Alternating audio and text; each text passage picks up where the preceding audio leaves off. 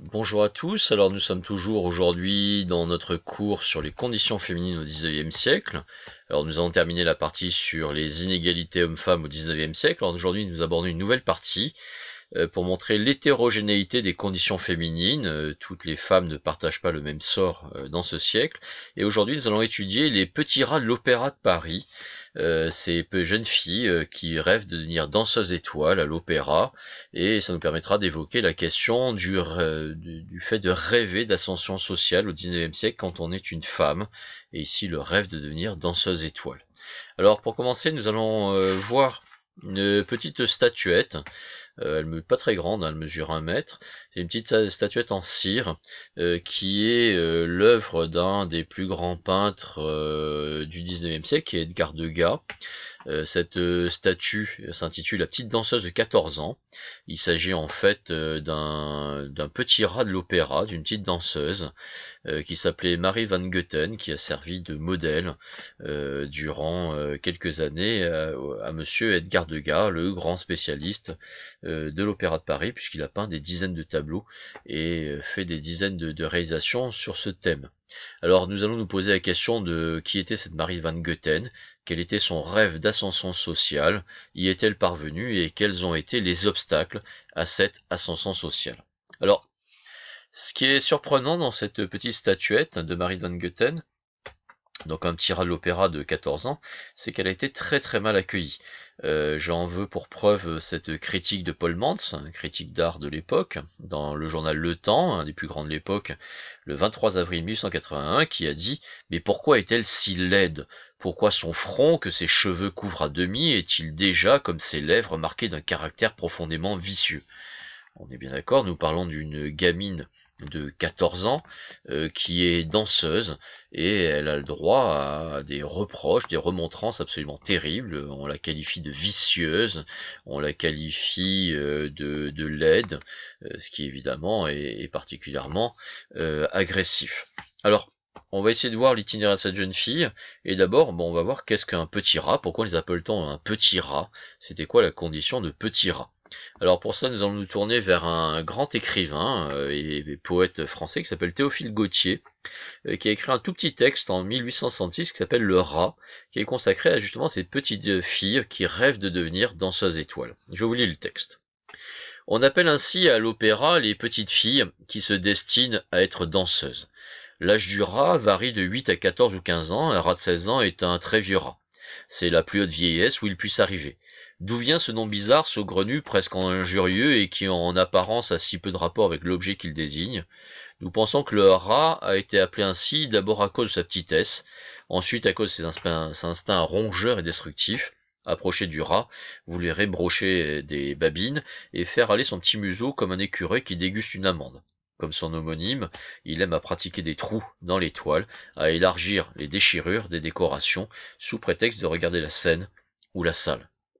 Alors moi je retiendrai deux choses. Alors d'abord une tentative d'explication sur le terme. Alors là il en fait une qui serait liée au fait que les petites danseuses rêvaient de gloire, et donc elles faisaient des petits trous dans le rideau du décor pour regarder le public. C'est une explication parmi d'autres. Alors probablement tout simplement rat, c'est un diminutif de opéra. Voilà, donc les petits rats étaient celles qui rêvaient de réussir à l'opéra. Voilà, c'était simplement cela. Je retiendrai une deuxième chose de ce texte. Là aussi, ouais, on parlait du caractère vicieux, de la laideur de ces petits rats. Là, on parle du caractère rongeur, des instincts rongeurs, destructifs, quelque chose qui est aussi inquiétant dans ces portraits de jeunes filles. Alors, Edgar Degas, si on revient à lui, a fait beaucoup de tableaux où il représente ces petits rats de l'opéra au travail. Et il y a une chose qui surprend immédiatement, qui saute aux yeux immédiatement dans ces tableaux-là. Là, on est par exemple dans le foyer de danse où est répété les petites jeunes filles de l'Opéra de Paris. Alors, c'est vrai que quantitativement, numériquement, les filles sont plus nombreuses, mais on voit immédiatement qu'elles entrent dans un monde d'hommes. Il y a toute une série de petits rats qui s'entraînent à la danse, mais pourtant, qui est le maître? Eh bien, le maître, c'est un homme. On ne peut pas le rater, il est en plein centre du tableau, et on le reconnaît parce qu'il tient un bâton pour marquer le tempo, mais également pour montrer c'est son attribut de chef. On est dans un monde où certes les filles sont majoritaires en nombre, mais elles sont dirigées par des hommes. Alors ici Jules Perrault, professeur à l'Opéra de Paris, ici Louis Mérante, professeur à l'École de Paris, mais c'était également ça. Dans d'autres tableaux, les hommes paraissent aussi, alors là il s'agit probablement du directeur de l'opéra, ou peut-être du librettiste, donc celui qui écrit les rôles et qui distribue les rôles aux jeunes filles. On le voit ici, derrière le rideau, un peu inquiétant, hein, on le voit, il est très présent, hein, d'ailleurs il est au centre du tableau au même titre que la danseuse étoile qui est devant lui, mais il est là, il est caché, il est dans l'ombre, et ça montre une première condition de ces jeunes filles qui est que pour réussir, elles doivent céder au droit de cuissage, ce qui était d'abord la première fin de ces jeunes filles. Le droit de cuissage était, comme son nom l'indique, le droit de toucher la cuisse de la jeune fille, donc le droit des attouchements sexuels. Ces jeunes filles devaient accepter toute une série de choses, de vexations, pour avoir une chance de réussir. Tu ne veux avoir un rôle, ben accepte le droit de cuissage. Tu ne veux pas être renvoyé, accepte le droit de cuissage. Le professeur avait le droit à quelques petits avantages, de même le directeur de l'opéra et d'autres personnes. Quand on regarde le tableau que je vous ai montré tout à l'heure, la classe de danse, donc il y a un univers qui est très masculin malgré le nombre de filles, et puis il y a ces femmes qui sont au fond, on les voit, elles sont plus âgées, d'ailleurs elles sont habillées, elles sont pas du tout en costume de danse, elles sont en robe. Alors ces femmes-là qui sont très présentes, on les voit dans tous les tableaux de Degas, hein, qui est un bon reporter du monde de l'opéra, en fait ce sont les mères de famille.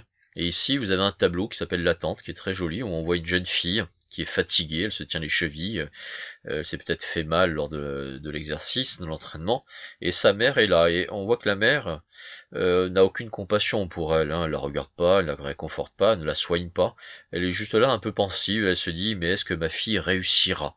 Alors réussir dans la danse, oui, mais pas uniquement dans la danse. Et là encore, pour comprendre le rôle des mères, il faut se tourner vers Théophile Gautier qui est très clair sur le rôle de ces mères. À l'âge où les roses de mai s'épanouissent tout naturellement sur les joues des enfants, la pauvre petite victime a déjà pâli sous le phare. Ses membres ont déjà été brisés par les tortures de la salle de danse. Sa mère lui donne des leçons d'œillade et de jeu de prunelle, comme on apprend aux enfants ordinaires la géographie et le catéchisme. Sur cette pauvre créature étiolée, aux bras maigris, à l'œil plombé de fatigue, repose l'espoir de la famille, et quel espoir, grand Dieu!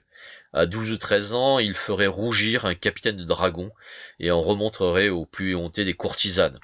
Et les anges riraient dans le ciel de leur sourire trempé de larmes en entendant les oreilles adorables simplicités qui leur échappent. Il connaît la débauche et non l'amour, le vice et non la vie. On revient au caractère vicieux. Là encore une fois, on reparle du vice. Et il est très clair, voilà quelle est la condition de ces jeunes filles, il n'y a pas d'alternative, soit elles deviennent danseuses étoiles, mais il y en a une qui réussira sur cette promotion, soit alors, eh bien les mères les préparent à cela, si elles ne réussissent pas dans la danse, on leur apprendra à faire des œillades, donc faire les yeux doux aux hommes, on leur apprendra toute une série de choses qui feraient même rougir un capitaine de l'armée, un capitaine des dragons, ces filles-là en fait se prostituaient, les mères étaient en fait des mères maquerelles, elles essayent de placer leurs filles, alors à défaut, d'abord si possible dans un opéra, un ballet, et à défaut auprès d'un protecteur, d'un vieux monsieur assez fortuné. Alors moi j'aime beaucoup ce témoignage de Louis-Désiré Véron, qui était le premier administrateur, premier directeur de l'Opéra de Paris, en 1831, et qui a écrit ses mémoires quelques années plus tard. Il dit dans ses mémoires avoir vu une mère engueuler sa fille, petit rat de l'opéra, et lui dire ceci: « Sois donc un peu tendre, aimable, plus tendre, plus empressé, si ce n'est pas pour ton enfant, pour ta mère, que ce soit au moins pour ta voiture. » Là, elle jette sa fille dans les bras d'un vieux monsieur fortuné, et elle lui dit: écoute, si tu ne le fais pas pour toi, si tu ne le fais pas pour ta mère, si tu ne le fais pas pour tes enfants, bah, fais-le au moins pour t'acheter une voiture, pour t'acheter un appartement, une maison, pour en fait assurer ton avenir. C'était ça souvent l'ascension sociale auquel arrivaient les jeunes rats de l'opéra.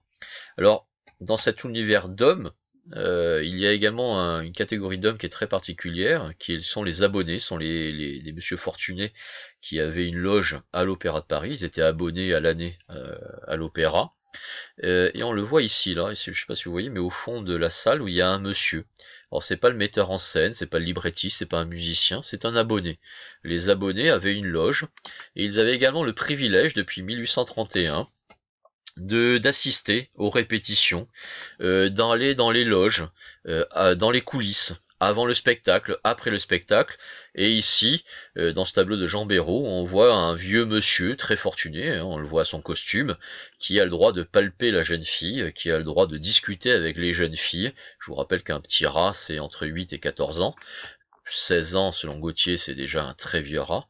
Et puis on voit ici tous ces hommes, hein, qui viennent discuter avec les jeunes filles. Alors, si vous aviez un doute sur les intentions de ces vieux monsieur, il y a ce dessin de Lobel de 1900 qui est très explicite, où la jeune fille s'habille dans les coulisses devant ces vieux monsieur qui sont là à se régaler du spectacle.